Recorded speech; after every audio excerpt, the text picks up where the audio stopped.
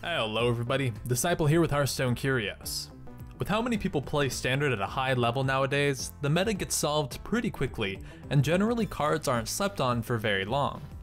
Still, there are definitely always a few cards that maybe don't get as much respect as they should, so today I'd like to go over our top 5 underrated cards in the Standard meta. This doesn't necessarily mean that all these cards are insane and should be a 2 of in every deck, but they definitely aren't seeing as much player success as we feel they could. Also note that the nerfs haven't quite happened yet at the end of February as of the recording of this video, and so these things might change a little bit in the upcoming meta. First off, it's Harrison Jones.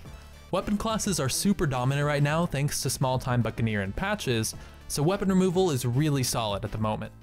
Now most decks are favoring Acidic Swamp Ooze as their weapon removal of choice since it's so much faster, and it really makes a lot of sense since it's only 2 mana and it can both contest early aggressive minions or let you destroy a weapon and make another strong play in the same turn later on in the game.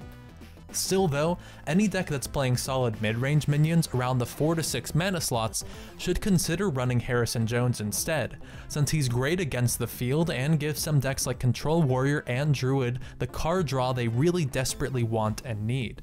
Swamp Ooze is probably the better option for a lot of decks, especially the aggressive ones, but Harrison is a really solid card that's not seeing as much play as it could right now, especially since there are just so many weapon classes out there.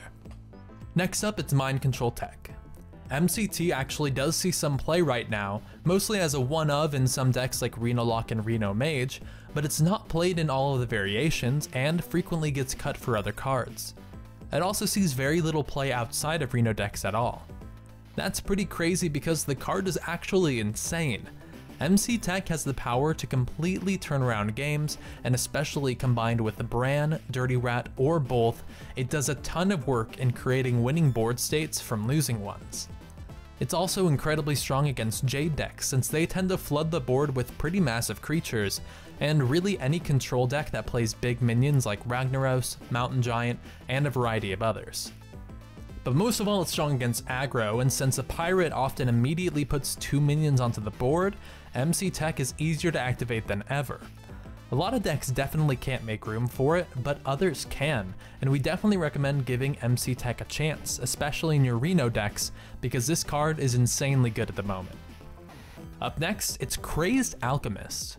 Crazed Alchemist is kind of a cool piece of tech right now because it's very good against a wide variety of things. It's insane against Shaman because it straight up kills Flame Tongue, Mana Tide, and other less important totems.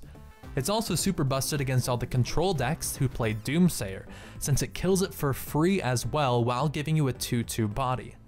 The only problem is that beyond that, it doesn't have a lot of other uses, and generally only board focused decks like Zoo can make use of it on their own creatures. Still though, Alchemist can definitely do some work in the meta right now, and it might be a sweet card to try in Reno Lock if you're looking for more tech cards or have a flex slot, since being able to kill those cards for free is actually huge and can improve your matchup against those decks by a lot. Moving on, let's talk about Defender of Argus.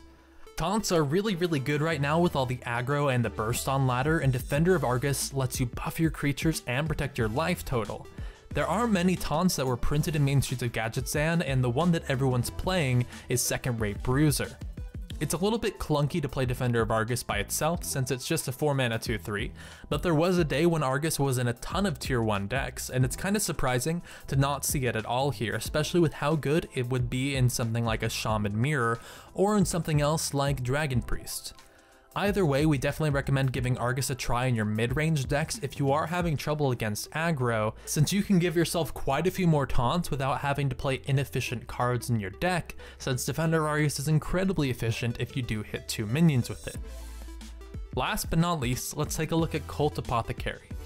Apothecary is definitely somewhat of a situational heal, and people often argue that if your opponent has a big enough board for you to heal off of, then you're losing anyway.